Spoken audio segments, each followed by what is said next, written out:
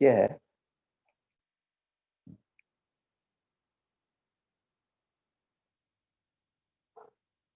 let there are 9 sir मैं अभी join किया सर, आप इसके पहले क्या करवा रहे थे? कुछ नहीं किया अभी, जो पहला सेंटेंस यही लिख रहा हूँ। let there are 9 different objects and 3 persons A B C। ठीक है, 9 नया different। टॉपिक। कल के टॉपिक पे क्वेश्चन है। अच्छा okay.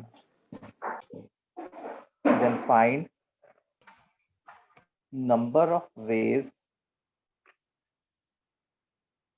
of distribution of all objects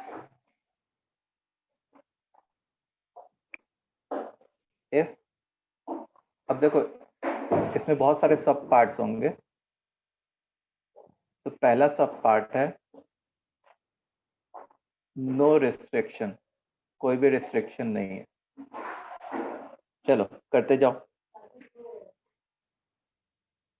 class interactive होना चाहिए, सब लोग जो भी समझ में आया या ना समझ में आया बताते। हाँ बताओ। Sir 9 cube. देखो हमारे पास 9 डिफरेंट ऑब्जेक्ट्स हैं, 9 क्यूब होगा।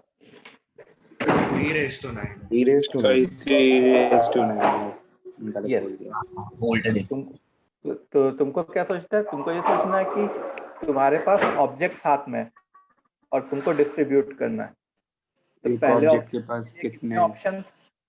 3 ऑप्शन A B C। दूसरे ऑब्जेक्ट के लिए उसके लिए भी 3 ऑप्शन। क्योंकि किसी के ऊपर रिस्ट्रिक्शन तो नहीं है। तीसरे ऑब्जेक्ट के लिए 3 ऑप्शन। ऐसे ही 9 के 9 ऑब्जेक्ट्स के लिए 3 ऑप्शन। तो ये कितनी बार लिखा हुआ है? 9 बार। हाँ। तो the answer will B 3 raised to 9 answer. ठीक है, पहला पार्ट सबको समझ में आ गया? हाँ sir. yes sir good. The second और सर पार्ट मैंने अभी ज्वाइन किया, तो आपने इस क्वेश्चन से पहले क्या करवाया था? कुछ नहीं कराया, ये क्वेश्चन ही पहला लिखा है मैंने। बस ये क्वेश्चन ही है। ये क्वेश्चन है। हाँ घर पर 3 पर्सन है और 9 डिफरेंट ऑब्जेक्ट्स डिस्ट्रीब्यूट करना है ना सर, तो वो मतलब 9 ऑब्जेक्ट्स डिस्ट्रीब्यूट करना है, तो फिर वो सिर्फ 3 होंगे, तो आपने 3 9 बार क्यों लिखा है? क्योंकि देखो जैसे मेरे पास ऑब्जेक्ट 1 है, ऑब्जेक्ट 2 है, ऐसे ही ऑब्जेक्ट 9 है। तो अब कोई भी रिस्ट्रिक्शन नहीं है। इसका क्या मतलब है कि किसी भी बंदे को कितने नंबर ऑफ ऑब्जेक्ट्स मिल सकते हैं। ठीक है, तो ऑब्जेक्ट 1 के पास कितने ऑप्शंस थे कि या तो ए के पास चला जाए, या तो बी के पास चला जाए, या तो सी के पास चला जाए। ऐसे ही ऑब्जेक्ट 2 के पास कितने ऑप्शंस थे? ओके सर, समझ गया, थैंक यू। ठीक है, यस सर। तो नाउ बी वाला, बी पार्ट है A gets 4 object, B gets 3 object and C gets 2 object. ठीक है, ये बी पार्ट है। ए को 4 ऑब्जेक्ट मिलना चाहिए, बी को 3 ऑब्जेक्ट मिलना चाहिए, और सी को क्या मिलना चाहिए? 2 ऑब्जेक्ट मिलने चाहिए। 9 factorial by 4 factorial into 3 factorial into 2 factorial। Yes. so grouping होगी।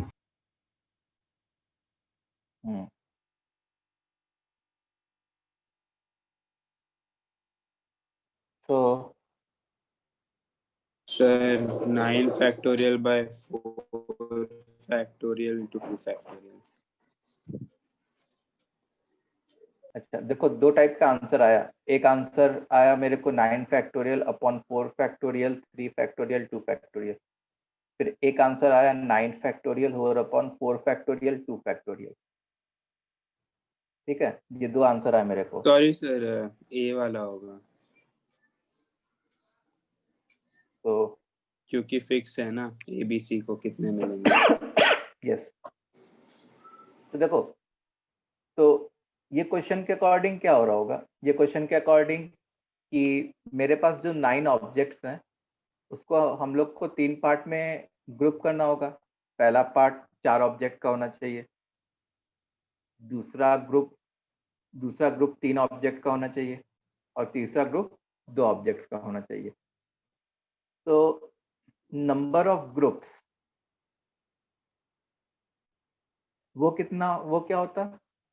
9 factorial whole upon 4 factorial 3 factorial 2 factorial. समझ में आई बात? हाँ सर, डिस्ट्रीब्यूट अच्छा, करने की जरूरत नहीं। अब डिस्ट्रीब्यूट अगर करना भी है तो मतलब एक ही तरीके से डिस्ट्रीब्यूट होगा, 1 क्योंकि फैक्टोरियल। हाँ, क्योंकि जो 4 ऑब्जेक्ट का बंडल है वो उसका ओनर पहले ही डिसाइड कर लिया है। वो पहले से डिसाइड हो चुका है कि वो ए के पास जाएगा। 3 ऑब्जेक्ट का बंडल बी के पास जाएगा, और 2 ऑब्जेक्ट का बंडल सी के पास जाएगा। So number of ways of distribution will be what? This only. या तो तुम into 1 भी लिख यार सकते ये हो। वाला वापस समझा सकते हो, मैं डिस्कनेक्ट हो गया था। इसमें क्या है कि ए को 4 ऑब्जेक्ट मिलने चाहिए, बी को 3 ऑब्जेक्ट मिलने चाहिए, सी को 2 ऑब्जेक्ट मिलने चाहिए। ठीक है, यस तो सर। मैंने 3 ग्रुप्स फॉर्म किए। एक ग्रुप 4 ऑब्जेक्ट वाला होना चाहिए, दूसरा ग्रुप 3 ऑब्जेक्ट वाला, तीसरा ग्रुप 2 ऑब्जेक्ट वाला। तो पहले नंबर ऑफ ग्रुप्स निकाले। तो number of groups is 9 factorial whole upon 4 factorial 3 factorial 2 factorial. अच्छा, इसमें और तो कुछ मल्टीप्लाई होगा नहीं, क्योंकि किसी चीज का होल स्क्वायर टाइप का तो हो नहीं रहा है। अच्छा, अब जब मेरे को ग्रुप्स को डिस्ट्रीब्यूट करना है तो वो डिस्ट्रीब्यूट करने का तो एक ही तरीका है। जैसे मान लो कोई पर्टिकुलर ग्रुप है, 4 ऑब्जेक्ट ए को ही जाएगा, 3 ऑब्जेक्ट बी को ही जाएगा, और 2 ऑब्जेक्ट सी को ही जाएगा। मतलब यहाँ पे हम लोग को 1 ही लिखना पड़ेगा। कभी कभी बच्चे 3 फैक्टोरियल लिख देते हैं। 3 फैक्टोरियल तो कब लिखना होता कि जब क्वेश्चन ऐसा होता कि एक को 4 मिले, एक को 3 और एक को 2 मिले। स्पेसिफाई हाँ नहीं किया सर, गया होता कि ए बी और सी को किसको कितना कितना कितना मिला। कितना मिलना है। दोनों में अंतर समझ में आ रहा है? हाँ सर। Yes sir. बढ़िया। C part. Now C part is each get at least one object. Each get at least one object. तो अब अगर तुम इस क्वेश्चन में देखो तो जैसे अगर each get at least one object के लिए हम लोग को क्या करना पड़ता है इन जनरल क्वेश्चन को सॉल्व करने के लिए? सर ग्रुपिंग करते पहले नॉन इंक्रीजिंग ऑर्डर में। हाँ, केसेस बनाने पड़ते हैं हम लोग को। हाँ सर। हम लोग क्या ऐसा करते हैं क्या कि सबको पहले एक एक ऑब्जेक्ट दे दिए होते? नो सर, ओवर काउंटिंग होती है। वो ओवर काउंटिंग हो जाती। वो क्लियर है सबको कि सबको एक एक हाँ ऑब्जेक्ट दे दिया तो वो ओवर काउंटिंग हो जाती। Yes. अच्छा, लेकिन मैंने याद है शायद कल के ही क्लास में बताया था कि नंबर ऑफ ऑब्जेक्ट्स और नंबर ऑफ पर्सन्स के बीच में जो डिफरेंस होना चाहिए वो बहुत कम होना चाहिए, तभी केसेस जो हैं वो थोड़े Yes, कम sir. बनेंगे। ठीक है, लेकिन यहाँ पे तो क्या है, यहाँ पे तो कहानी गड़बड़ है थोड़ी। यहाँ पे नंबर ऑफ ऑब्जेक्ट्स और नंबर ऑफ पर्सन्स के बीच में डिफरेंस बहुत ज्यादा है। 9 ऑब्जेक्ट्स हैं और 3 पर्सन है, तो यहाँ पे तो केसेस बहुत ज्यादा बन रहे होंगे, सबको समझ में आ रहा है? देखो, I have 9 objects and I have to distribute among 3 person. Sir तो इसमें हम दूसरे केस वाला यूज करेंगे क्योंकि इसमें रिस्ट्रिक्शन नहीं है नंबर ऑफ ऑब्जेक्ट्स को distribute, total number of objects distributed का, तो सीधा वो r+1 to the power n -1 तरीके से कर सकता है। नहीं, सब डिस्ट्रीब्यूट तो सबको करना है, ईच गेट एटलीस्ट है ना, ईच ऐसा गेट थोड़ी ना। एटलीस्ट 1। तो देखो, अगर जैसे मान लो मैं केस फॉर्म कर रहा होता बाय द वे, तो मैं ऐसे लिखता 1 1 7, फिर उसके बाद मैं ऐसा लिख दिया होता, जैसे ये 7 1 1 हो गया, ये क्या हो जाता 6 2 1। ऐसे तुमको समझ में आएगा कि यार केसेस तो बहुत सारे बनेंगे हमारे, तो ऐसे तो क्वेश्चन नहीं चल पाएगा हमारा, बहुत लंबा हो जाएगा। तो जब तुमको कभी क्वेश्चन में लगे कि तुम्हारे केसेस बहुत सारे बनने हों, तो तुमको क्या करना चाहिए? बाइजेक्शन, बाइजेक्शन यूज करना चाहिए। तो यहाँ पे ये तो क्लियर है कि लॉट ऑफ केसेस, तो better use what? Bijection. Lot of cases बनेंगे, इससे बेटर है कि बाइजेक्शन यूज किया जाए। तो अब देखो, टोटल नंबर कितने होते, टोटल नंबर ऑफ वेज कितने होते विदाउट एनी रिस्ट्रिक्शन? 9 ऑब्जेक्ट्स को 3 पर्सन में अगर डिस्ट्रीब्यूट करने हैं, 3:9। हाँ, 3:9 जो हम लोग ने पहले पार्ट में निकाला है, ठीक है, पहले पार्ट में यही निकाला ना, total number of veg without any restriction 3:9। अच्छा, अब क्या कि क्या कहता हूं मैं, अनफेवरेबल। अब हम लोग अनफेवरेबल की बात करेंगे। तो फेवरेबल क्या था कि सबको मिनिमम एक एक मिले। तो अनफेवरेबल का क्या मतलब होगा कि जैसे मान लो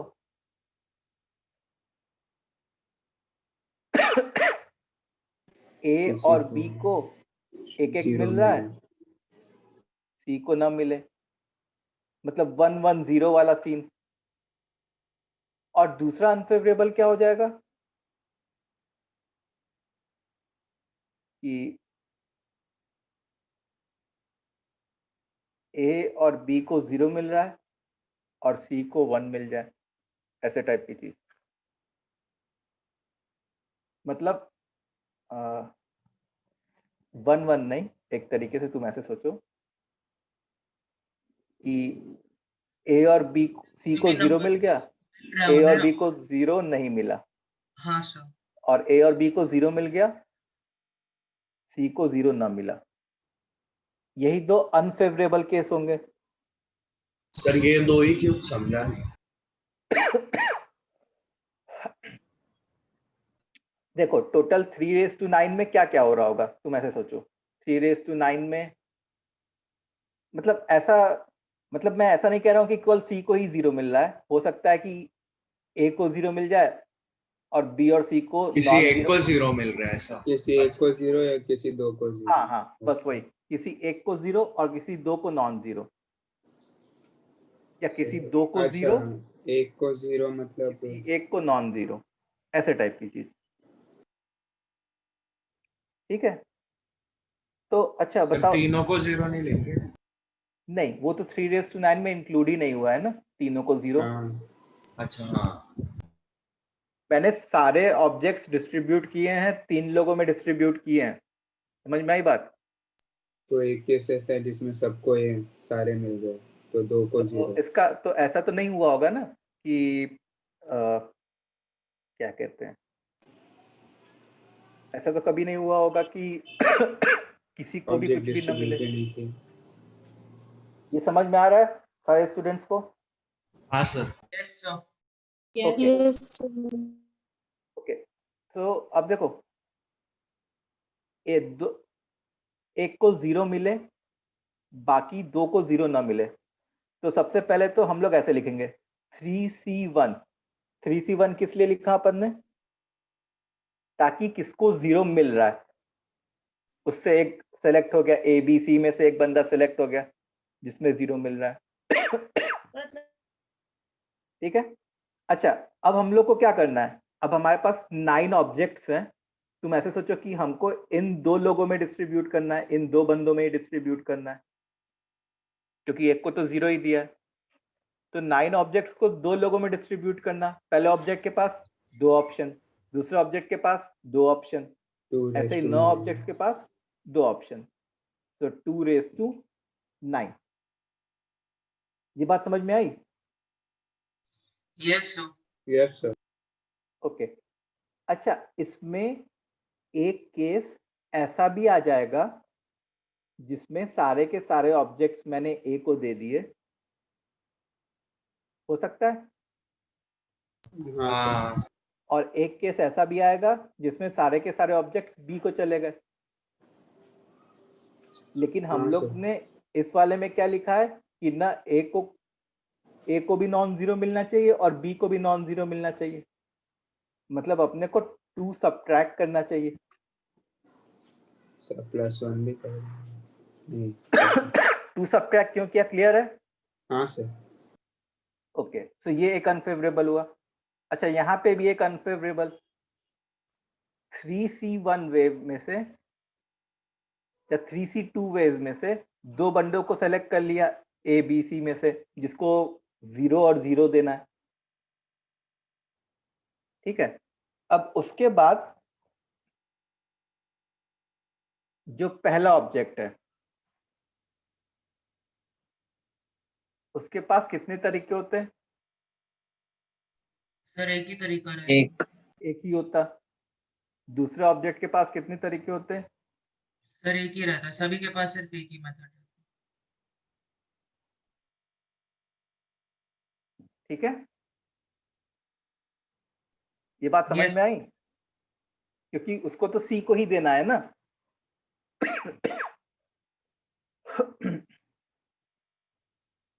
तो 3C2 into 1, तो हमारा जो फेवरेबल हो जाएगा, favourable will be what? 3⁻9 minus unfavourable 3C1 into 2⁻9 minus 2 minus 3C2। Unfavourable दोनों सब्ट्रैक्ट होंगे, 2 अनफेवरेबल है। हाँ सर, वो कॉमन ले लेंगे सर। ये आंसर आ गया हमारा।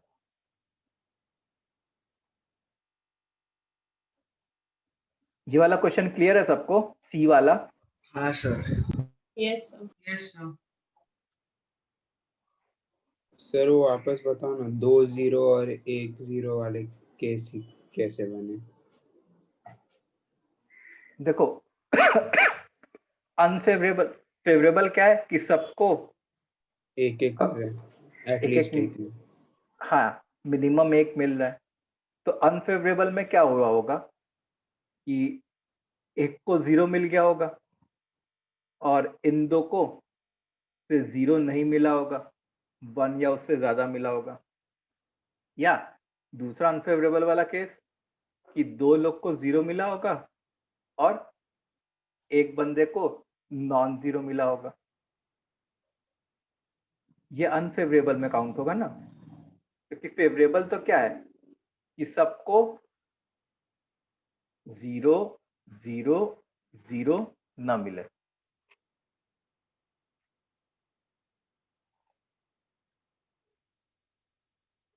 ठीक है।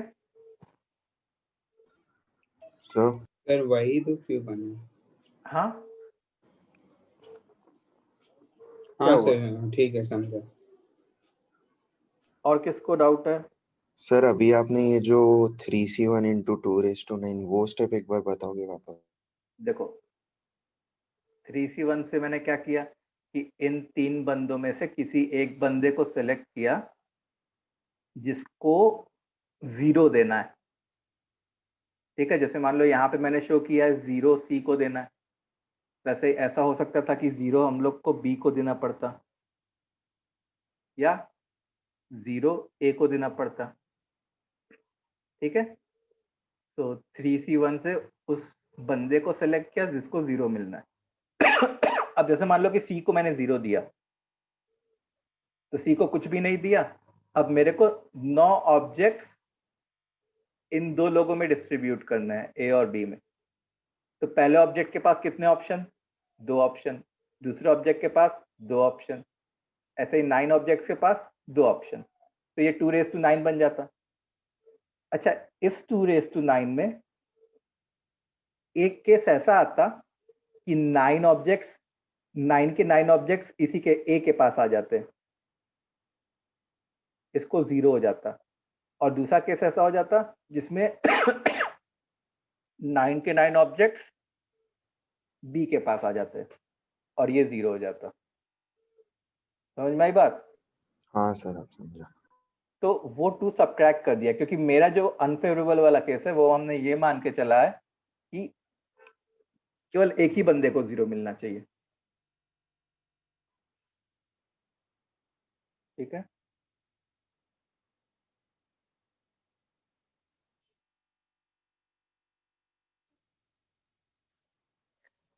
चलो।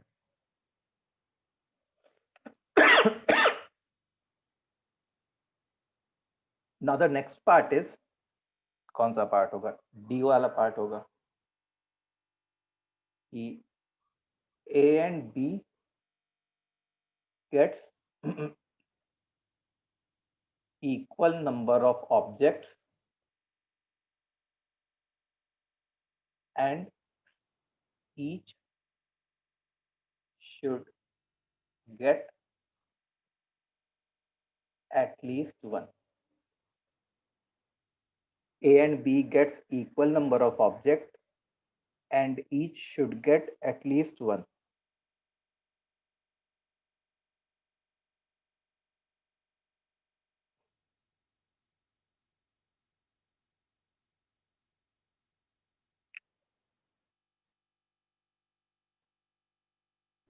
सर एक बार पिछले आंसर पे स्क्रॉल अप कीजिए।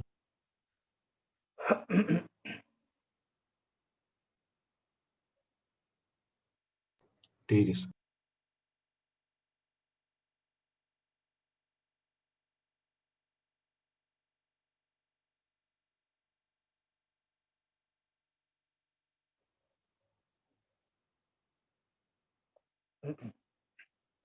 तो यहाँ पे 4 क्या केस होगा? बनाएंगे। गुड, 4 केस बनेंगे। वो कौन कौन से केसेस होंगे पहले तुमको वो जिसमें determine- A और B को इक्वल देना पड़ेगा बस। हाँ,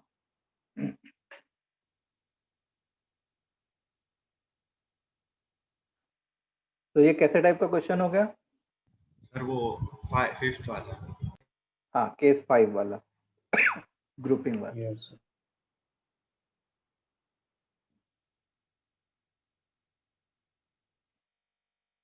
तो जैसे जो सर, हमारे 4 पास 4 से चालू A करें। B C ये मान लिया, तो पहले केस 1 लिखा मैंने।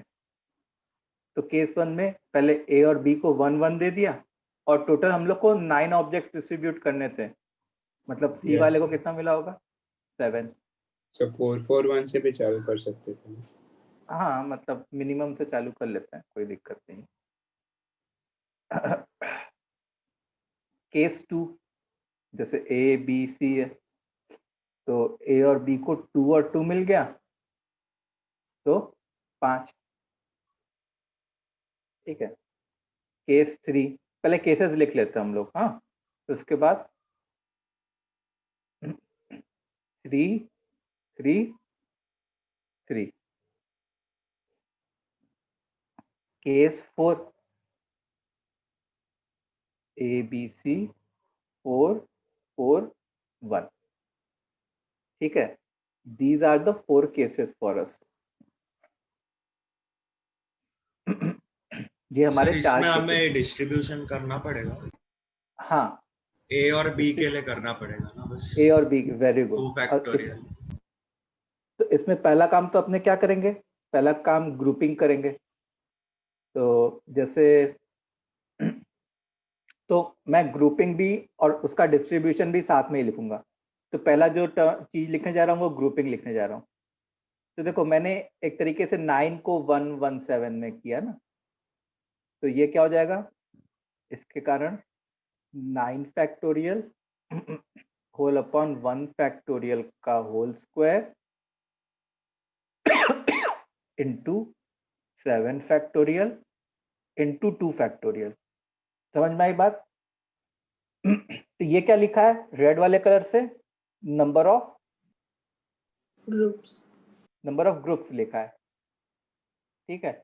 और ए और बी, देखो ए और बी इक्वल है, तो जब डिस्ट्रीब्यूट करता तो सी को तो 7 वाला देना ही है, ए और बी को आपस में तो अरेंज कर सकता था ना, 2 फैक्टोरियल से मल्टीप्लाई। सो इनटू 2 फैक्टोरियल।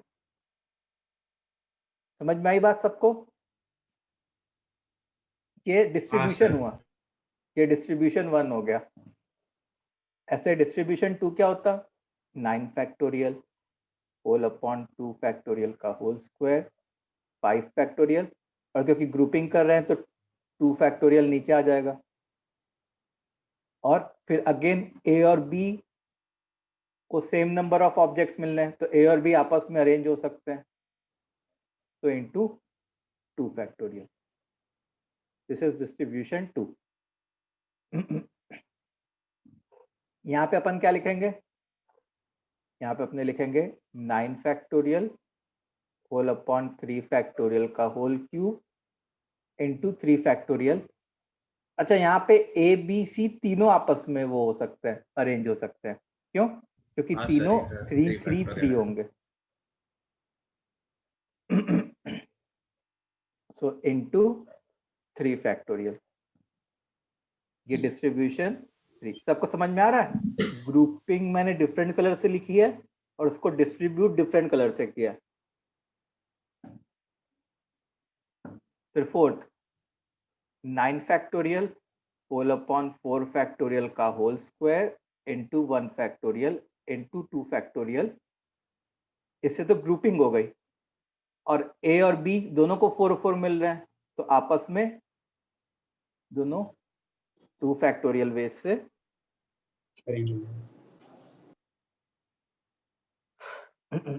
अरेंज हो जाएंगे।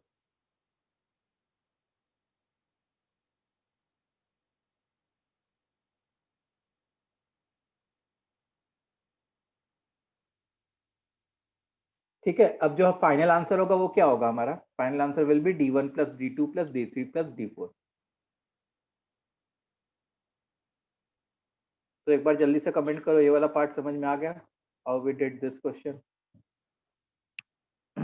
यस सर हम लोग पहले ही equal number of groups, equal group size के लिए 4 फैक्टोरियल रेज टू 2 से 2 फैक्टोरियल, तो 2 फैक्टोरियल मल्टीप्लाई, क्या बोल रहे हो? सर मतलब 2 फैक्टोरियल मल्टीप्लाई करने की क्या जरूरत है? 2 फैक्टोरियल मल्टीप्लाई करने की ये जरूरत है कि जैसे मान लो ये ग्रुप 1 ग्रुप 2 ग्रुप 3 है, इसमें 2 ऑब्जेक्ट्स हैं, इसमें 2 ऑब्जेक्ट्स हैं, और इसमें से 5 ऑब्जेक्ट्स हैं, और हम लोग को ए बी सी को डिस्ट्रीब्यूट करना है, तो सी को तो 5 जाएगा ही। अब हो सकता है कि ए और बी को ये मिल जाए, या ऐसी भी पॉसिबिलिटी है कि ए को ये मिल जाए और बी को ये मिल जाए। अच्छा, वो दोनों ग्रुप्स अलग हैं? हाँ, ग्रुप्स में मटेरियल तो अलग अलग है ना।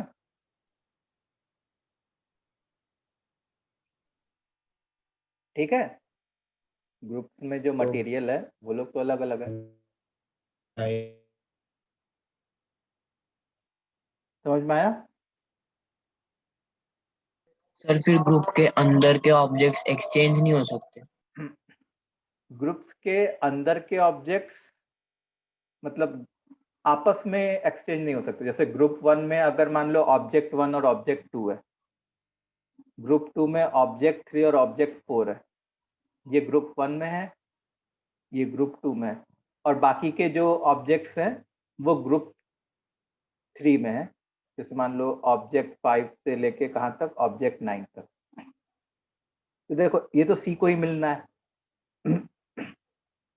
अब देखो जो ये चीज बन रहा है कि एक में ऑब्जेक्ट 1 ऑब्जेक्ट 2 और एक में ऑब्जेक्ट 3 ऑब्जेक्ट 4 और एक में ऑब्जेक्ट 5 से लेकर ऑब्जेक्ट 9, ये ऐसा इकलौता बनेगा। तुम ऐसा नहीं सोच सकते कि कोई ऐसा भी बन जाए।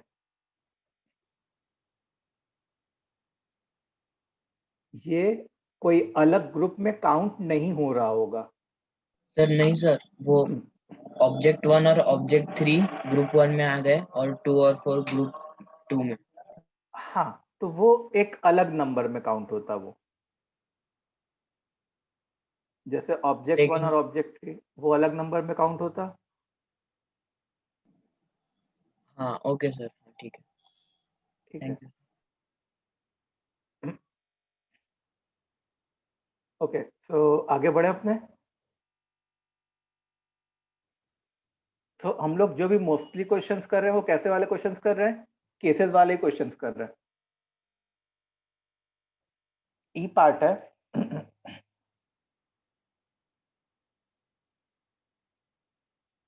A gets more than B and B gets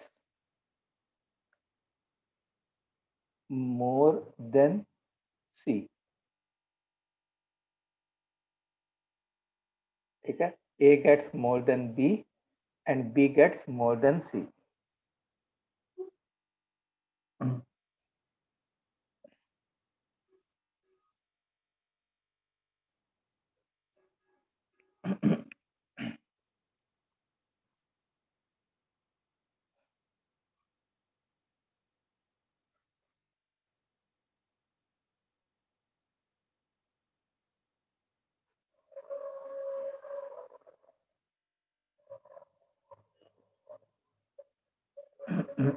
sir किसी को कोई भी ऑब्जेक्ट नहीं मिला वो भी आएगा? नहीं नहीं, ऐसा नहीं है कि एटलीस्ट एक ऑब्जेक्ट को तो डिस्ट्रीब्यूट होना है, मतलब सबको एटलीस्ट एक तो मिले। Everyone should receive at least one object। तो इसमें भी नॉन इंक्रीजिंग से केसेस बनाएंगे लेकिन डिस्ट्रीब्यूशन नहीं होगा। डिस्ट्रीब्यूशन नहीं होगा क्योंकि हाँ डिसाइडेड है। पहले से डिसाइडेड है। सर 2 ही केसेस बनेंगे? नहीं नहीं, 2 केसेस नहीं बनेंगे। एक ही बन रहा है मेरा तो। नहीं, 2 से ज्यादा बनेंगे। सर 3 केसेस बनेंगे। यस, 3 केसेस बनेंगे।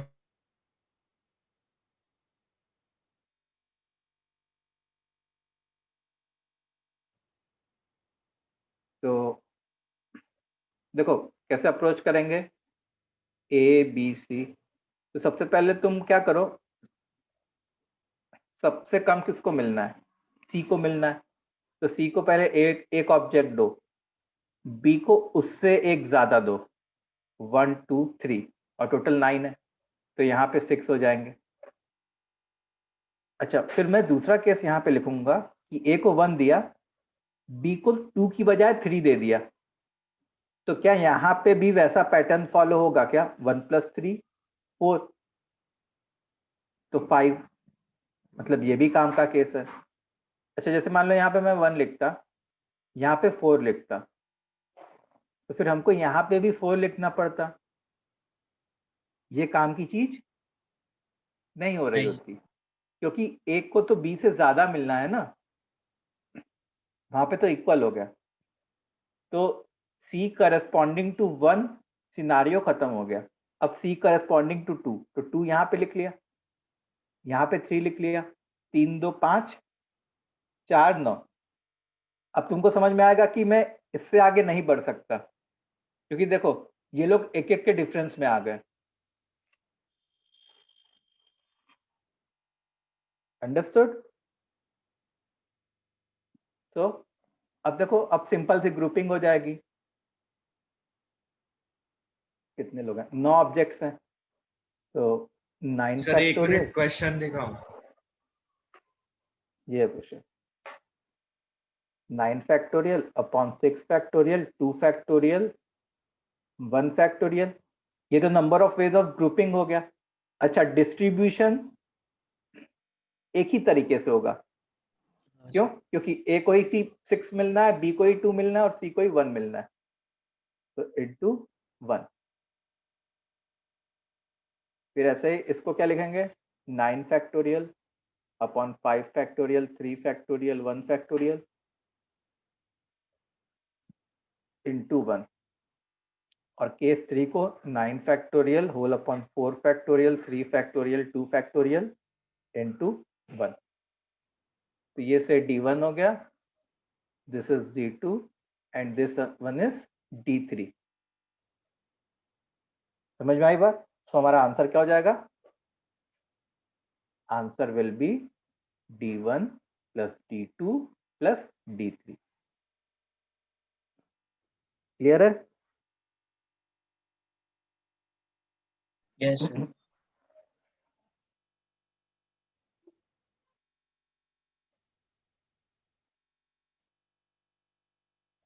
अच्छा, F वाला पार्ट है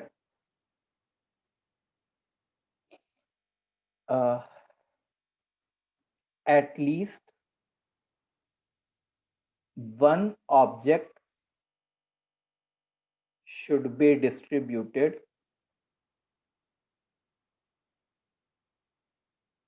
and no restriction on number of objects received by person. F sir part वो है, case 4। at least one object should be distributed and no restriction on number of objects received by the person. तो ये कौन सा scenario है? Sir case 4। Case case 4। Case 4 में क्या था? वो बॉक्स वाला था क्या? हाँ सर। हाँ, शायद हाँ। तो ये जो है ये बॉक्स वाला सीन है। एटलीस्ट एक ऑब्जेक्ट को डिस्ट्रीब्यूट करना है, तो हम लोग क्या करते?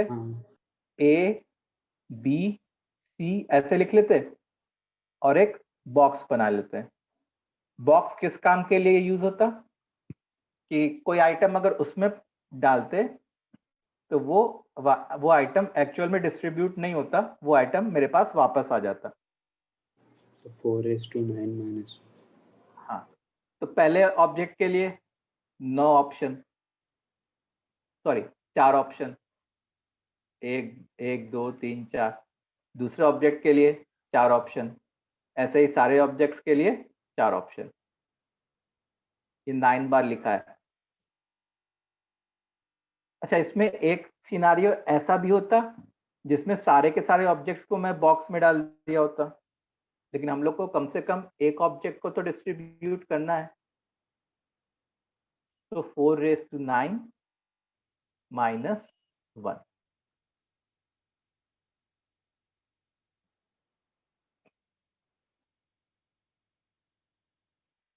ठीक है?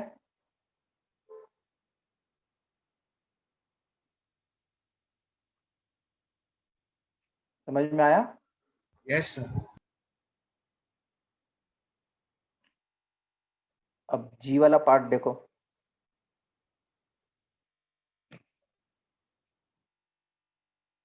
एग्जैक्टली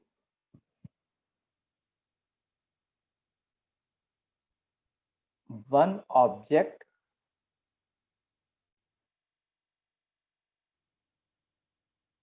should be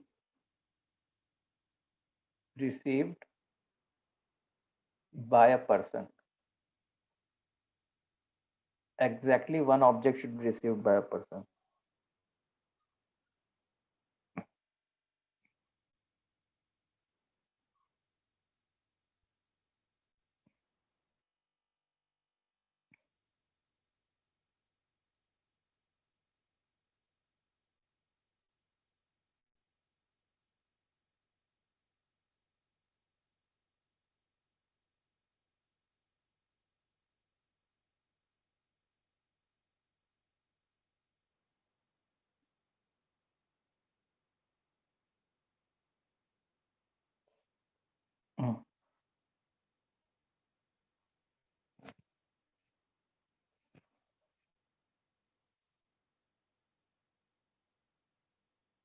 तो ये कैसा क्वेश्चन है?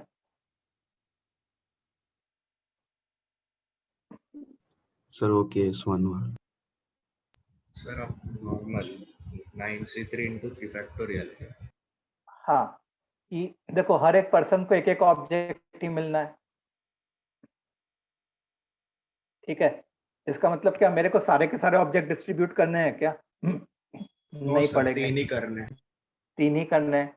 तो वो 9 में से कौन से 3 होंगे? सबसे पहले तो ये चूज करना होगा कि वो 9 में से कौन से 3 ऑब्जेक्ट होंगे 9c3। अब वो 3 ऑब्जेक्ट आ गए, तो ऑब्जेक्ट 1, ऑब्जेक्ट 2, ऑब्जेक्ट 4 आ गए। अब उसको ए बी सी में डिस्ट्रीब्यूट करना है, सॉरी अरेंज करना है, डिस्ट्रीब्यूट करना भी है, सेम जो भी बात।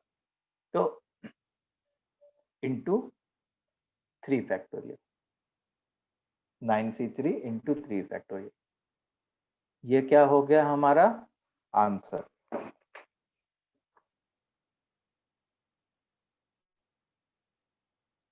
ठीक है, तो ये सारे पार्ट्स तुम लोग को समझ में आ गए? Yes sir. चलो, तो एक बार जल्दी से बताओ, जितने भी चैट बॉक्स में बताओ, जितने भी सॉल्यूशंस थे, मतलब जो भी थे, सारे क्लियर है? सर मैं लैग हो गया था, ये वाला वापस बताओगे? देखो हर हर पर्सन को एक एक ऑब्जेक्ट मिलना है अब केवल, और कुछ नहीं। तो मतलब 9 ऑब्जेक्ट्स में से मेरे को 3 ऑब्जेक्ट्स को ही डिस्ट्रीब्यूट करना होगा। तो मैंने क्या किया, पहले 9 में से 3 ऑब्जेक्ट सेलेक्ट किया 9c3 वेज से। जैसे मान लो O1, O2, O4 सेलेक्ट हुआ। अब उसको इन 3 लोगों में अरेंज किया। तो 3 ऑब्जेक्ट्स को 3 लोगों में कैसे अरेंज करता है? Into 3 factorial. ओके सर, समझ आया। चलो गुड।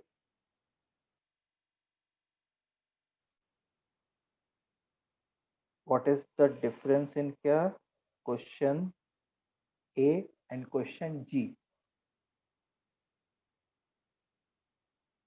क्वेश्चन A में क्या था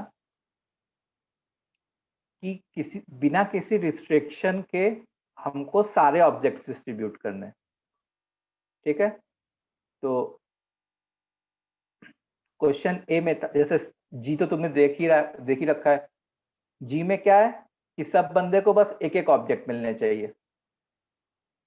क्वेश्चन ए वाले पार्ट में क्या था कि सारे ऑब्जेक्ट्स को डिस्ट्रीब्यूट करना है। यहाँ पे क्या सारे ऑब्जेक्ट्स डिस्ट्रीब्यूट हुए क्या जी में? नहीं, केवल 3 ही ऑब्जेक्ट डिस्ट्रीब्यूट हुए। सब ऑब्जेक्ट्स को डिस्ट्रीब्यूट करना है।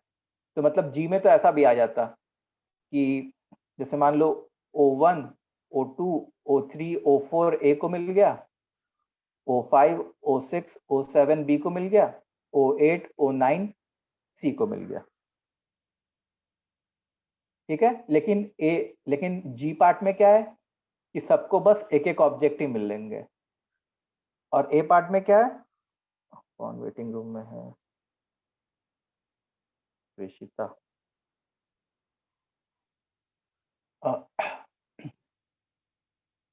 सो और ए पार्ट में क्या है? ए पार्ट में सारे के सारे ऑब्जेक्ट डिस्ट्रीब्यूट हुए। हो सकता है कि मतलब किसी बंदे को एक से ज्यादा भी मिल जाए, और मिलेंगे ही, ऑब्वियस सी बात है, ठीक है। सर आप स्क्रॉल अप करो ना 1 मिनट। और ऊपर नो सर। सर ये क्वेश्चन में करना क्या था, मेरा पूरा लैग हो गया सर। इसमें ये करना था कि हर बंदे को एक ऑब्जेक्ट ही मिलना चाहिए, एक एक ऑब्जेक्ट मिलना चाहिए हर बंदे को। अच्छा ओके सर, ये तो नॉर्मल जैसे करते हैं वैसे हाँ, होना, नॉर्मल सिलेक्ट जैसा करते करके। Permutation combination. पीएनसी का हाँ। क्वेश्चन है, नॉर्मल जो पीएनसी था, एलिमेंट्री पीएनसी, ठीक है। चलो लेट्स कम टू, अब ये क्वेश्चन खत्म हो गया, एक और क्वेश्चन बस कर लेते हैं, तो इसके बाद we will come to identical वाले पे। 9 persons आर नहीं, एंटर्स अ लिफ्ट। ये क्वेश्चन तुमको मेरे ख्याल से हर बुक में मिल जाएगा। 9 persons enter a lift from ground floor of a building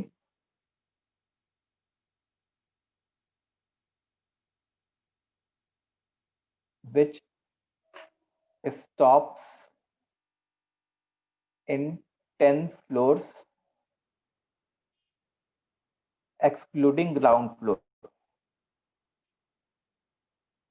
मतलब एक तरीके से ग्राउंड फ्लोर के अलावा जो है ऊपर और 10 फ्लोर्स हैं। If it is known that persons leave the lift in a group of 2, 3 and 4 in different floors,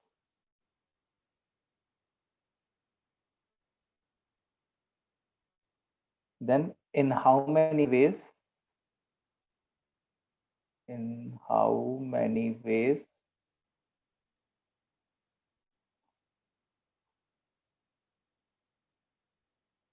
this can be done?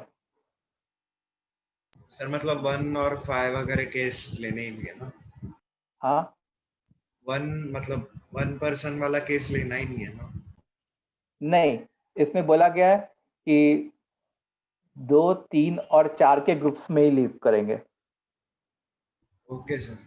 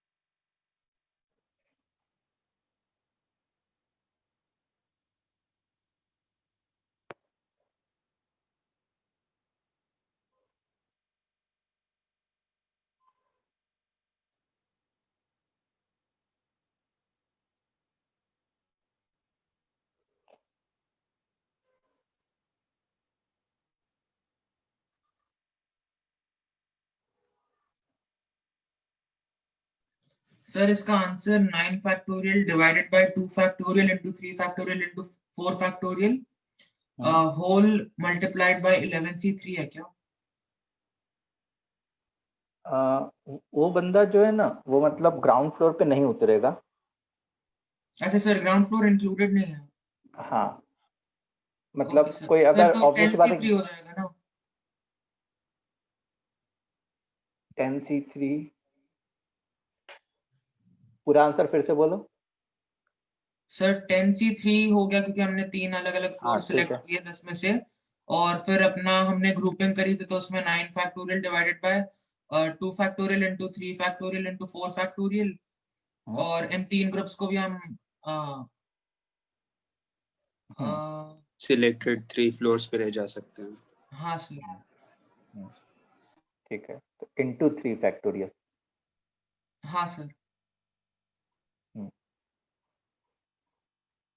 तो सर ग्रुप्स यही दिए है या मतलब 2 के 3-4 ग्रुप्स बन सकते हैं, मतलब 2 नहीं, लोगों नहीं। के? यही तीन फिक्स ग्रुप, ग्रुप्स, यही फिक्स ग्रुप्स है। फिक्स ग्रुप साइज पहले से ग्रुप फिक्स साइज करके रख दी। ग्रुप साइज पहले से फिक्स है, नहीं तो ऐसे तो फिर बहुत सारे केसेस बन जाते। हाँ सर, वही सोच वही रहा था। सर।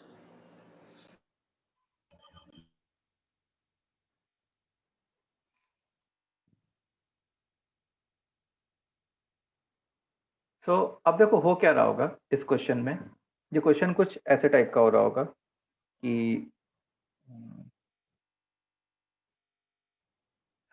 9 लोग हैं, 9 पर्सन्स हैं, ठीक है, वो लोग 3 ग्रुप्स में निकल सकते हैं। तो एक ग्रुप का साइज 2 का है, दूसरे ग्रुप का साइज 3 का है, तीसरे ग्रुप का साइज 4 का है, और मेरे पास 10 फ्लोर्स हैं, फ्लोर 1 से लेके फ्लोर 10 तक। अच्छा, वैसे तो ग्राउंड फ्लोर भी है, लेकिन ग्राउंड फ्लोर पे वो बंदे लोग क्या करेंगे, एंटर करेंगे। कोई ग्राउंड फ्लोर पे एंटर करेगा तो वो लीव थोड़े कर देगा ग्राउंड फ्लोर पे, वो कहीं ऊपर ही जाके लीव करेगा।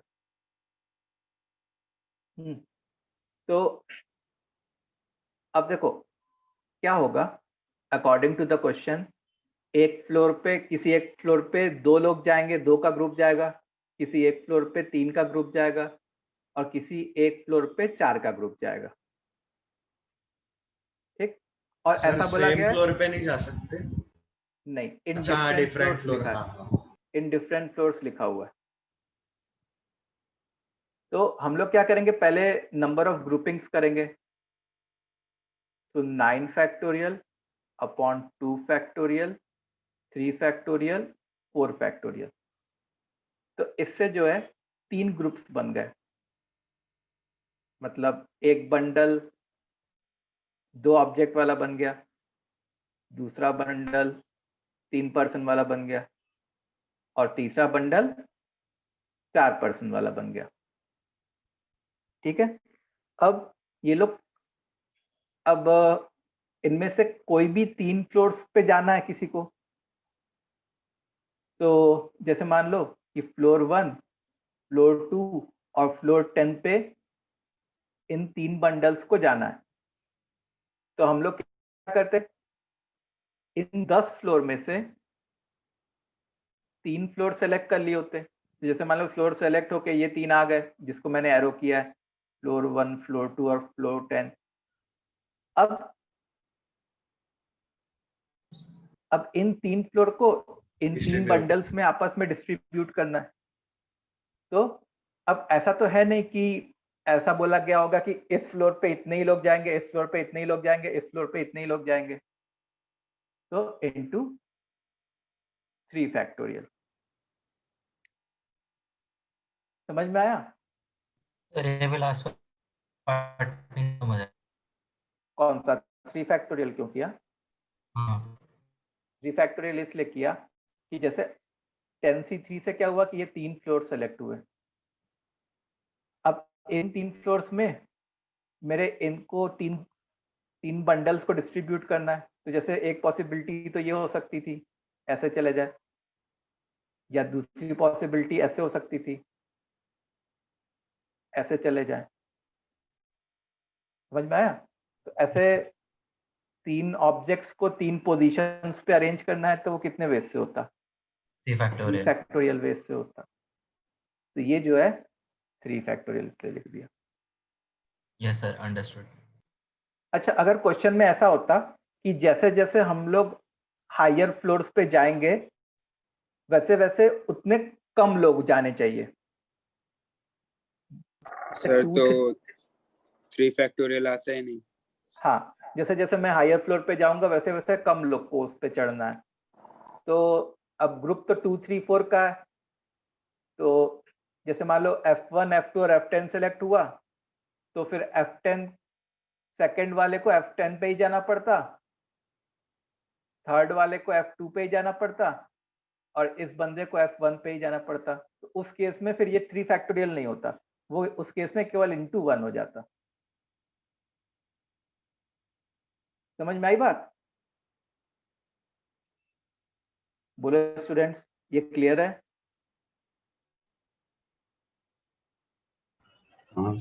Yes, sir. Okay, so this was all about distribution of different objects, distinct, yes sir. distribution of different objects, और बहुत सारे सिनारियोज देखे। अब हम लोग आते हैं distribution of identical objects. Identical objects. Distribution of what, identical objects. तो पहले एक छोटा सा स्टेटमेंट लिख लो, फिर उसके बाद हम लोग आगे बढ़ते हैं।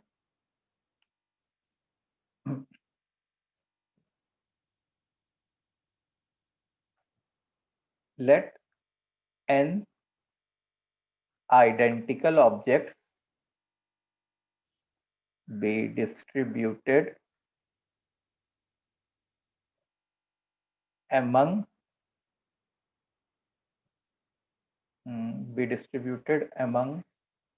R persons,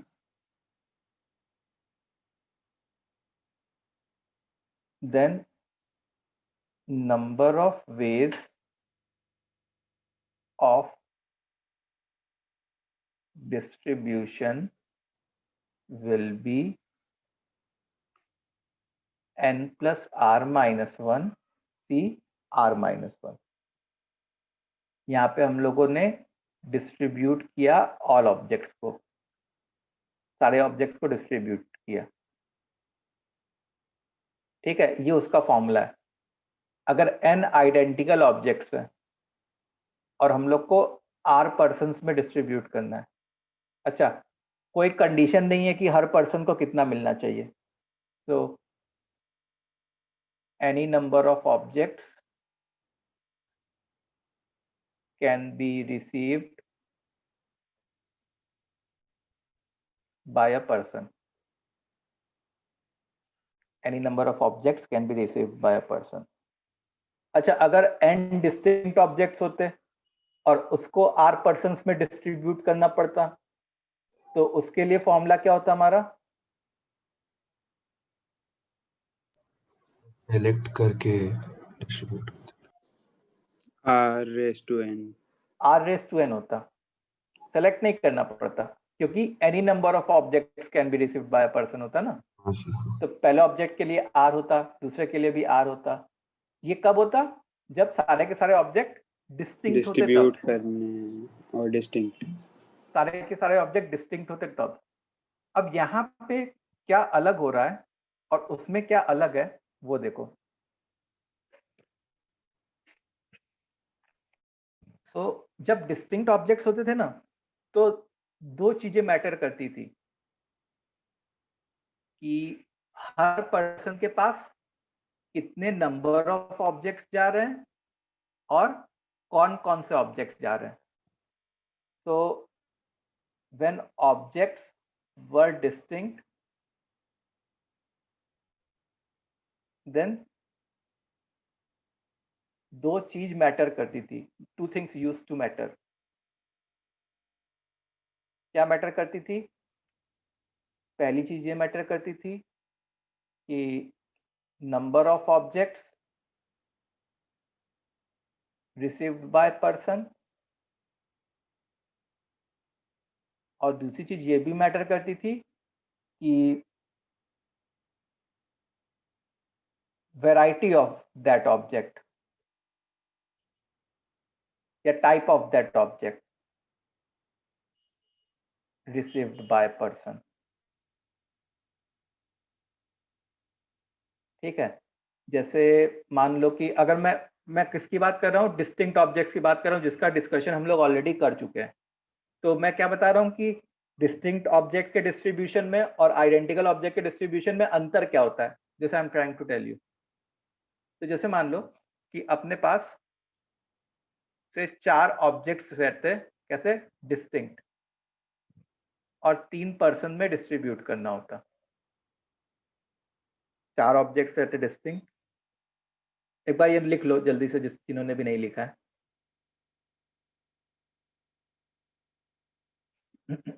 सर आपने वो n plus R minus 1 C R minus 1 का एक्सप्लेनेशन कुछ दिया है क्या? अभी नहीं दिया। ओके सर, अभी बताऊंगा उसका एक्सप्लेनेशन। अभी बस पहले ये बता रहा हूँ कि distribution of identical and distinct objects में अंतर क्या होता है। Okay sir. चलो ये लिख लिया। Yes sir. कोई स्क्रॉल अप करने को कहा था, एसएस। श्रेयांश ने बोला। श्रेयांश। ओके, तो जैसे 4 डिस्टिंक्ट ऑब्जेक्ट्स हैं और हम लोग को उसको 3% को डिस्ट्रीब्यूट करना है।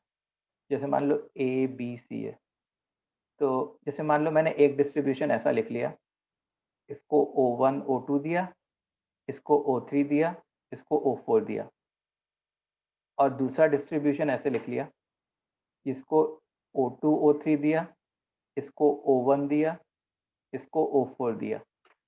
तो पहले ये बताओ कि क्या ये डिस्ट्रीब्यूशन और ये डिस्ट्रीब्यूशन सेम होगा कि अलग अलग होगा? अलग अलग। बोलो जल्दी से बच्चों, ये अलग अलग होगा कि अलग सेम अलग होगा? होगा। अलग अलग होगा, क्योंकि पहले डिस्ट्रीब्यूशन में ए को O1 और O2 मिला है और दूसरे डिस्ट्रीब्यूशन में ए को O2 और O3 मिला है। तो एक तो नंबर ऑफ ऑब्जेक्ट्स क्या क्या मिल रहे हैं वो तो डिस्ट्रीब्यूशन को अलग बनाएंगे ही, और अगर ऑब्जेक्ट सेम है दोनों में तब भी अगर उनकी वैरायटी अलग अलग है तब भी वो डिस्ट्रीब्यूशन को अलग अलग बना देंगे। हाँ सर। ठीक है। अच्छा, अगर मेरे पास 4 आइडेंटिकल होते हैं, सर तो ठीक है, दोनों केस सेम हो जाते हैं। हाँ, तो जैसे मतलब 4 आइडेंटिकल होते हैं तो यहाँ पे O1 O2 O3 और O4 ये सारे के सारे एक तरीके के दिख रहे होते हैं। जैसे मान लो O हो रहे होते हैं, उनको O से रिप्लेस कर दिया।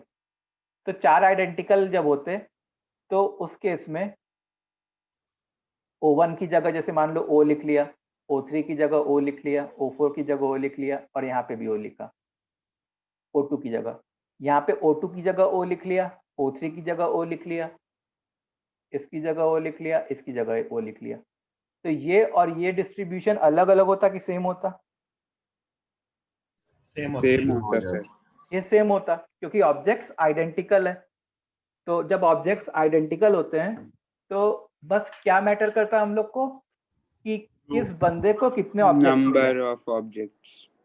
नंबर ऑफ ऑब्जेक्ट्स मैटर करता है, वैरायटी ऑफ ऑब्जेक्ट्स तो मैटर नहीं करेगा क्योंकि सारे को सेम वैरायटी ही मिल रही है। तो सारे बच्चों को ये समझ में आया कि what is the difference between distribution of distinct and distribution of identical objects? Yes sir. Yes. अच्छा, तो अपने लॉजिक से बताओ कि कौन से में नंबर ऑफ वेज ज्यादा आना चाहिए? डिस्ट्रीब्यूशन ऑफ डिस्टिंक्ट के लिए डिस्टिंक्ट में ज्यादा आना चाहिए, आइडेंटिकल में कम आना चाहिए। क्योंकि आइडेंटिकल में तो बहुत सारी ओवर काउंटिंग भी हो रही होती। अगर मैं डिस्टिंक्ट समझ के लिख लिया होता तो आइडेंटिकल में बहुत बार ओवर काउंटिंग हो रही होती। फाइन। तो अब क्या हो गया कि when objects are identical then only one thing matters, और वो कौन सी थिंग है कि number of objects received by persons, not the variety, not variety क्यों? ये मैंने ऑलरेडी एक्सप्लेन कर दिया, क्योंकि सारे के सारों की वैरायटी सेम हो जाएगी। सो अब मैं क्या सीखने जा रहा हूं? अब मैं सीखने जा रहा हूं कि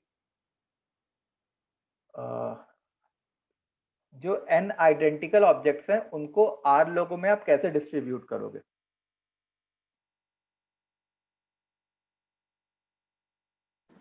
तो आगे बढ़ा जाए अपने। सर एक मिनट।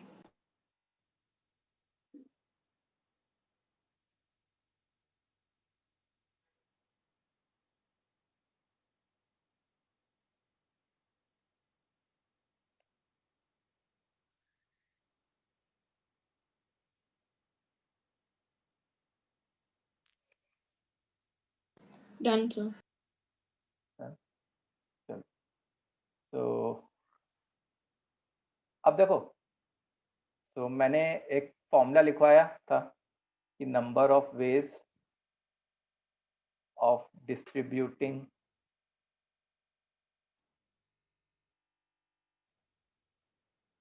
n identical objects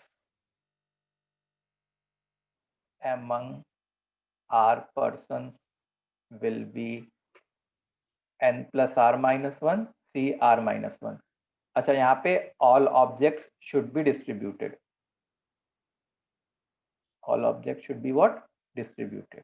ये फॉर्मूला है. अब हम लोग इस फॉर्मूले का क्या करने जा रहे हैं? एक्सप्लेनेशन देखने जा रहे हैं. तो फॉर्मूला तो याद रखना ही है, ठीक है?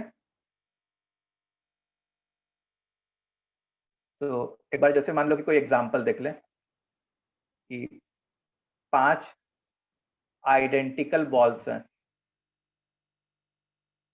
उसको अच्छा, अब किसी को लग रहा होगा कि नंबर ऑफ पर्सन्स ज्यादा होने चाहिए कि कम होने चाहिए, तो वो मैटर नहीं करता नंबर ऑफ पर्सन्स बॉल्स से ज्यादा होने चाहिए कि कम होने चाहिए, क्योंकि देखो r पर्सन्स है तो इसमें यहाँ पे भी r माइनस 1 है और यहाँ पे भी r माइनस 1 है और यहाँ पे ऊपर n और ऐड हो जा रहा है, तो अल्टीमेटली जो ऊपर वाली चीज है वो नीचे वाली चीज से बड़ी होगी ना, डिफाइंड होगा, वो हमेशा डिफाइंड होगा. तो यहाँ पे वो वाला इश्यू बिल्कुल भी नहीं है हम लोग को कि नंबर ऑफ पर्सन्स ज्यादा होने चाहिए या कम होने चाहिए. जैसे मान लो 5 आइडेंटिकल बॉल्स हैं और उसको 3 पर्सन्स में डिस्ट्रीब्यूट करना है. All balls should be distributed, ठीक है? तो पर्सन्स को r मान के चलते हैं और ऑब्जेक्ट्स को n मान के चलते हैं. तो नंबर ऑफ वेज क्या आता? नंबर ऑफ वेज आता, देखो पहले तुम ऐसे लिखोगे, c लिखोगे r माइनस 1, तो 3 माइनस 1 यहाँ पे भी लिख लिया, 3 माइनस 1 यहाँ पे भी लिख लिया. फिर उसके बाद आखिरी में n ऐड कर देना, ऊपर 5 ऐड कर देना, तो कितना बन जाएगा? 5 2 7 7c2. 7c2 मेरे ख्याल से 21 होता है, ठीक है? 7c2 क्या होता है? 21 होता है.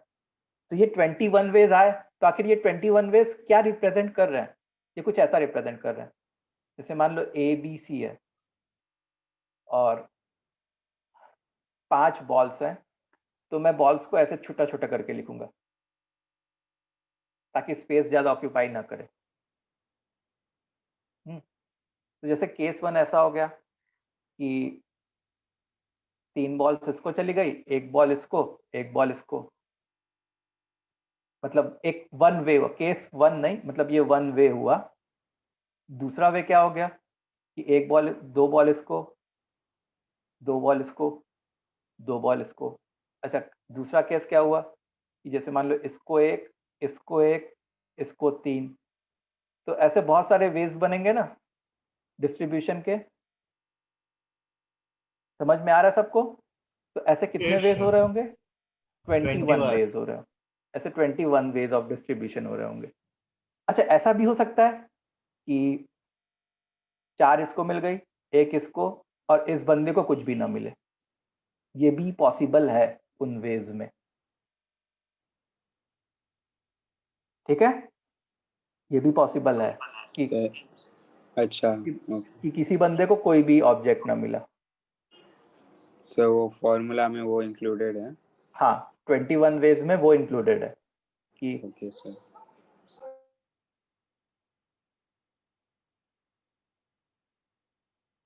ठीक है?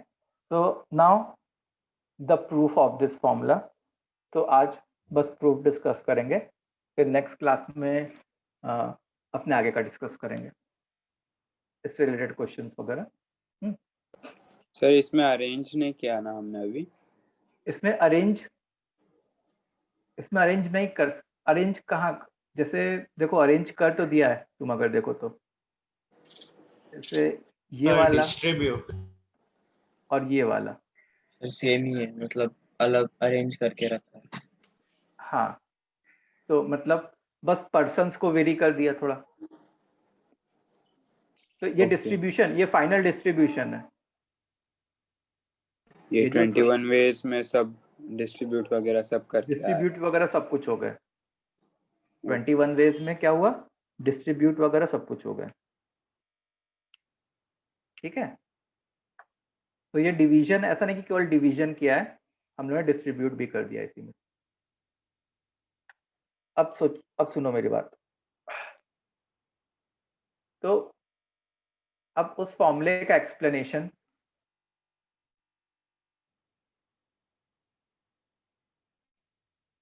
सो n ऑब्जेक्ट्स हैं आइडेंटिकल और r पर्सन्स हैं and all to be distributed. सारे के सारे ऑब्जेक्ट्स को क्या करना है अपन को, डिस्ट्रीब्यूट करना है। फाइन। तो अब मैंने क्या किया कि मैंने ना, क्योंकि n ऑब्जेक्ट्स हैं तो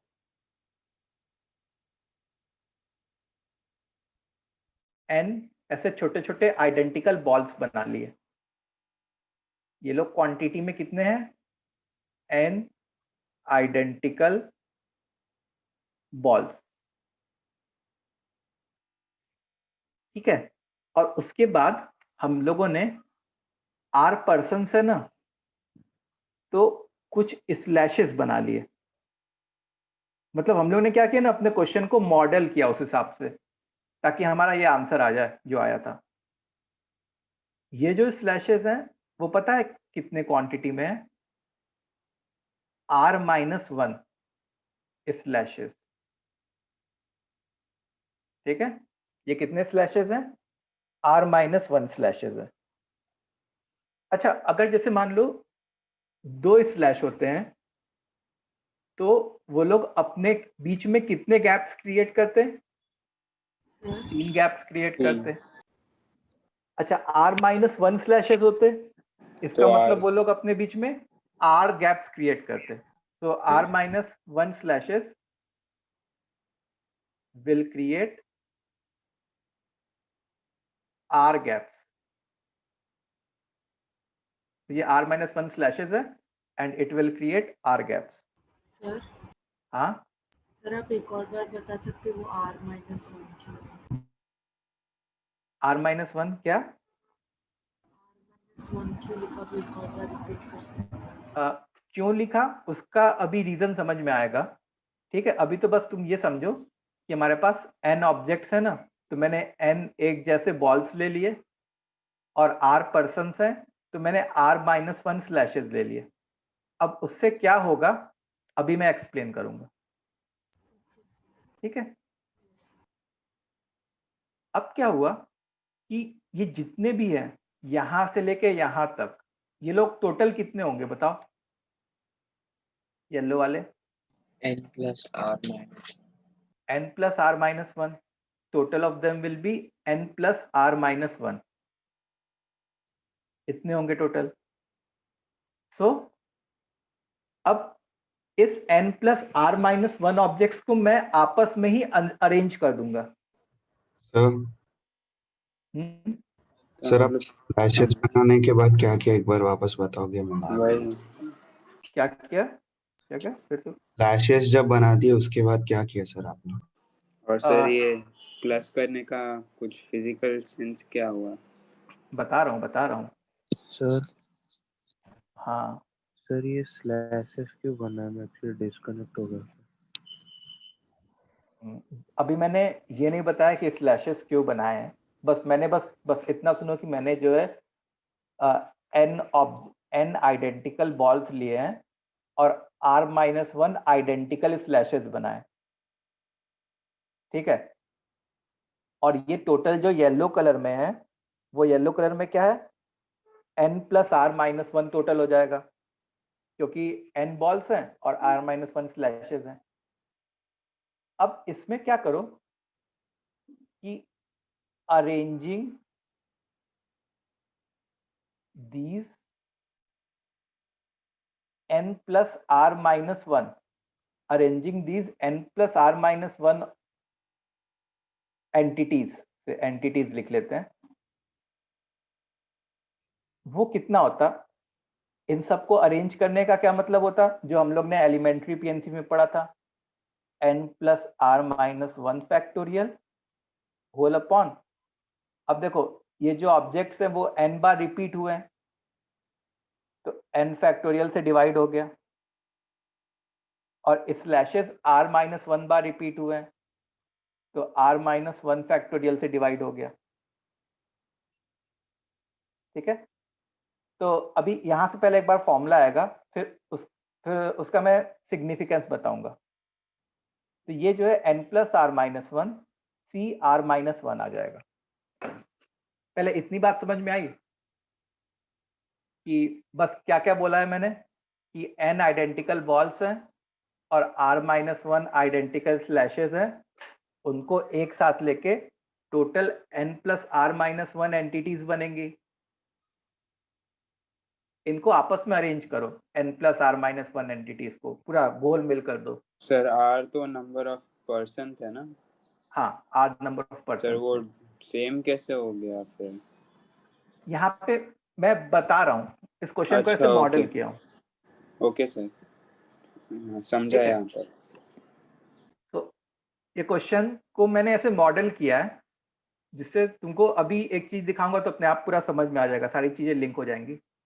arranging these n plus R minus 1 entities क्या हो जाएगा, n plus R minus 1 factorial whole upon, ये जो n ऑब्जेक्ट्स हैं वो एक जैसे हैं तो n फैक्टोरियल, और ये r माइनस 1 स्लैशेस हैं वो एक जैसे हैं, r माइनस 1 फैक्टोरियल। तो इसको जब तुम लिखते तो ये क्या बनता है, n plus R minus 1 C R minus 1 बन जाता। अब होता क्या, मेरी बात ध्यान से सुनो। अब ऐसे बहुत सारे अरेंजमेंट्स आ रहे होते हैं, ये वाली चीज, जैसे मान लो कभी ऐसे आ रहा होता हमारा,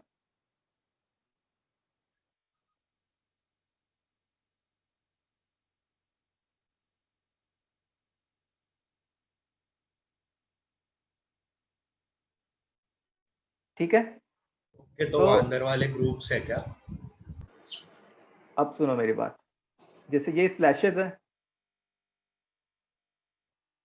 तो तुमको ये समझना है स्लैशेस के बीच की स्पेस एक पर्सन है।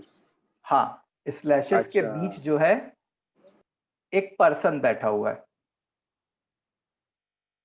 स्लैशेस के बीच जो है वो एक पर्सन बैठा हुआ है। तो अगर स्लैशेस r माइनस 1 है, तो बताओ इनकी काउंटिंग कितनी होगी?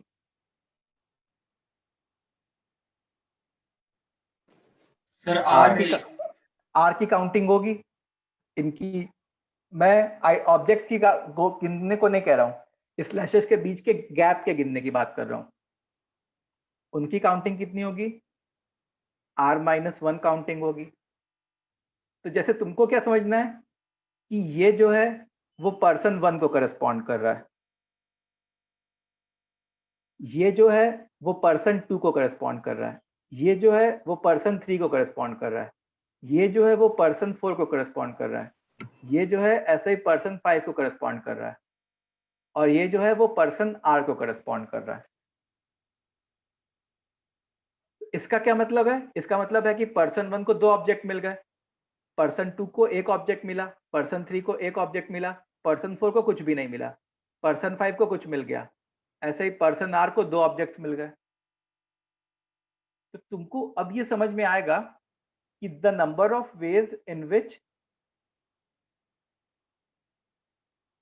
ये स्लैशेस और ये ऑब्जेक्ट्स जितने वेज से अरेंज होंगे, उतने वेज से ऑब्जेक्ट्स डिस्ट्रीब्यूट हो रहे होंगे पर्सन्स को।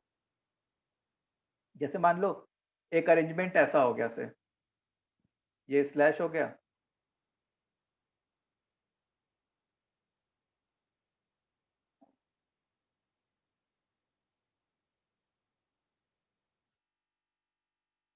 ठीक है। तो ये क्या बता रहा है? ये बता रहा है कि ये चीज पर्सन 1 को है, तो पर्सन 1 को कुछ भी नहीं मिला, पर्सन 2 को एक ऑब्जेक्ट मिला, पर्सन 3 को 2 ऑब्जेक्ट्स मिले, पर्सन 4 को एक ऑब्जेक्ट मिला, पर्सन 5 को कुछ भी नहीं मिला, पर्सन 6 को कुछ भी नहीं मिला, पर्सन 7 को बहुत सारे ऑब्जेक्ट्स मिल गए। ऐसे ही पर्सन आर को एक ऑब्जेक्ट मिला, पर्सन R-1 को एक भी ऑब्जेक्ट नहीं मिला। तो हर एक ऐसा distribution that will also correspond to, that will have a direct relation between, या direct correspondence between the distribution of objects with respect to the persons। जितने वेज में ऐसा अरेंजमेंट होगा उतने ही जो है टाइप के डिस्ट्रीब्यूशन बन जाएंगे। और हमको तो यही बताना है ना डिस्ट्रीब्यूशन में क्या है कि पर्सन 1 को क्या कितने ऑब्जेक्ट्स मिल रहे हैं, पर्सन 2 को कितने ऑब्जेक्ट्स मिल रहे हैं, पर्सन 3 को कितने ऑब्जेक्ट्स मिल रहे हैं। बस यही तो बताना है हम लोग को। समझ में आई बात? बोलो। यस सर, अच्छी मेथड है। सर एक बार शॉर्ट में फिर से समझा सकते हो, थोड़ा ऊपर से गया। इसको ना एक बार तुम वीडियो देखना, क्योंकि 5:30 हो गया और मेरा दूसरा क्लास 5:45 से है, ठीक है? तो उसमें अभी लेक्चर स्टार्ट करना है, तो इसकी रिकॉर्डिंग एंड की देख लेना। Okay sir. ठीक है। तो अगर मान लो ये मेथड समझ में नहीं भी आया तो कोई बात नहीं, फॉर्मूला याद रखो बस। ये फॉर्मूला है, number of ways of distributing n identical objects among r persons will be n plus r-1 c r-1। ठीक है? तो कितने लोग को ये फॉर्मूले का एक्सप्लेन मतलब इसका प्रूफ समझ में आ गया? जो समझा सर। समझा सर। समझो। यस सर, वो जब बताया ना स्लैशेस पर्सन बैठे हैं वो क्लिक हो गया एकदम से। हाँ, 2 स्लैशेस के बीच में पर्सन बैठे हैं, हर 2 स्लैशेस के बीच में पर्सन बैठे हैं। और मतलब ये diagram is self explanatory, this diagram.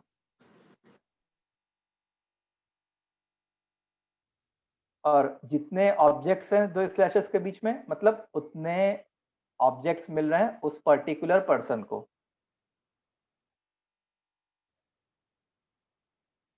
ठीक है? यस। चलो, तो आज के लिए हम लोग इतना ही करते हैं, और फिर नेक्स्ट क्लास में हम लोग कंटिन्यू करेंगे इसको।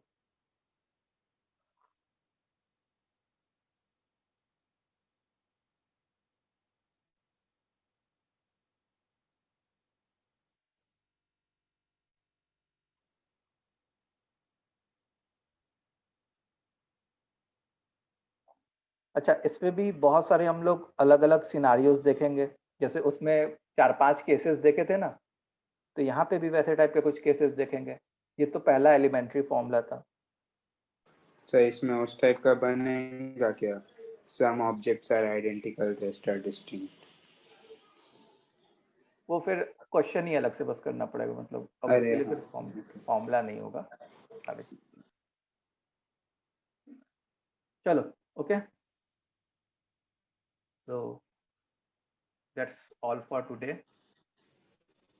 Thank you sir. Bye bye. Thank you, sir. Revise कर लेना, Thank you, sir. ठीक है?